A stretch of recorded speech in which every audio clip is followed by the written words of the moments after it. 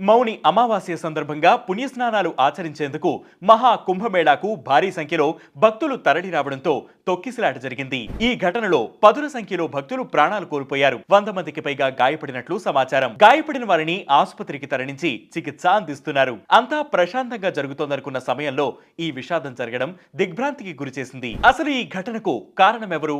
ప్రజల, ప్రభుత్వమా?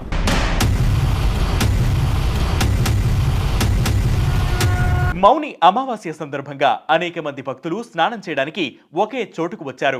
బుధవారం తెల్లవారుజామున 1 గంట నుంచి జనం స్నానానికి వెళ్లవలసిన మార్గం సామర్థ్యానికి మించి పెరిగింది. పోలీసు యంత్రాంగం బారికేట్ల ద్వారా క్రౌడ్ ని అదుపు చేయడానికి ప్రయత్నించింది. కానీ ప్రజలు సంఘం వైపు వెళ్లడానికి బారికేట్లను దాటి దూకడం ప్రారంభించారు. వారు దాటి దూకుతుండగా అక్కడ నిద్రిస్తున్న కుటుంబాలపై పలువురు పడ్డారు. అలా తొక్కిసలాట జరిగింది. అయితే మన దేశంలో తొక్కిసలాటలు కొత్తేం కాదు. 1954లో దేశానికి స్వాతంత్రం వచ్చిన తర్వాత జరిగిన తొలి కుంభమేళాలో మౌని అమావాస్య సందర్భంగా ప్రయాగ్రాజ్ లో జరిగిన తొక్కిసలాటలో దాదాపు 800 మంది మరణించారు. 1986 కుంభమేళా సమయంలో అప్పటి ఉత్తరప్రదేశ్ ముఖ్యమంత్రి మీర్ బహదూర్ సింగ్ తో పాటు పలువురు విఐపీలు హరిద్వార్ కు తరలి రావడంతో భద్రతా సిబ్బంది సామాన్య ప్రజలను నిరోధించారు. ఆ సమయంలో 200 మంది ప్రాణాలు కోల్పోయారు. 2003 కుంభమేళా టైంలో మహారాష్ట్రలోని నాసిక్ లో తొక్కిసలాట జరిగి 39 మంది మరణించారు. 100కి పైగా గాయపడ్డారు.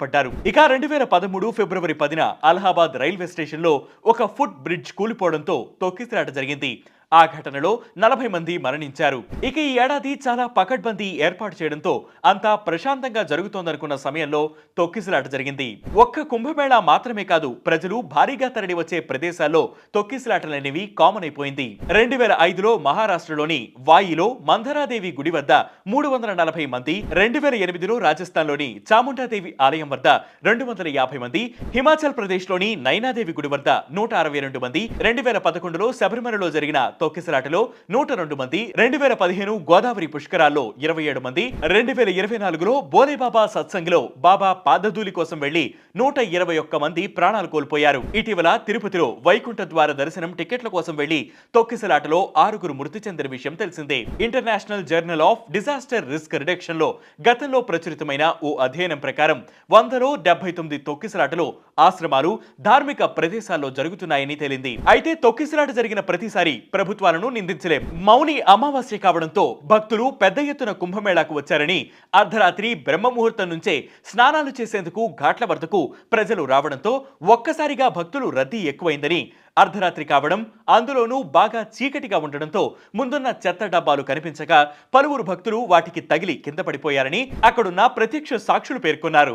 అయితే ఈ ఘటనకు ముందే గంగా ఘాట్ల వద్ద రద్దీని నివారించాలని, సమయానికి స్నానాలు చేయాలని మహాకుంభ్ డిఐజీ సీనియర్ ఐపీఎస్ అధికారి వైభవ్ కృష్ణ భక్తులకు సూచించారు. దయచేసి ఘాట్ల వద్ద రాత్రిపూట బస చేయొద్దు మరియు మీ వస్తువులను అక్కడ ఉంచొద్దు. తద్వారా ఇతర భక్తులకు ఇబ్బంది కలుగుతుంది.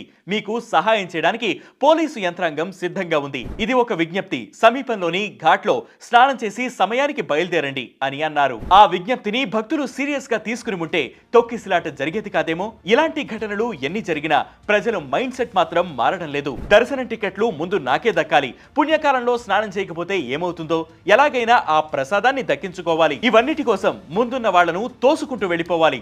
ఈ ఆలోచన ధోరణి మారనంత వరకు ప్రభుత్వాలు ఎన్ని ఏర్పాట్లు చేసినా, ఎన్ని చర్యలు తీసుకున్నా ఇలాంటి ఘటనలు జరుగుతూనే ఉంటాయి. సో ముందు మారాల్సింది మనం. మన ప్రాణాల కంటే ఏది ముఖ్యం కాదు కదా. ఇది ఇవాల్టి బిగ్ స్టోరీ. దీనిపై మీ అభిప్రాయాన్ని కింద కామెంట్ సెక్షన్ లో మెన్షన్ చేయండి.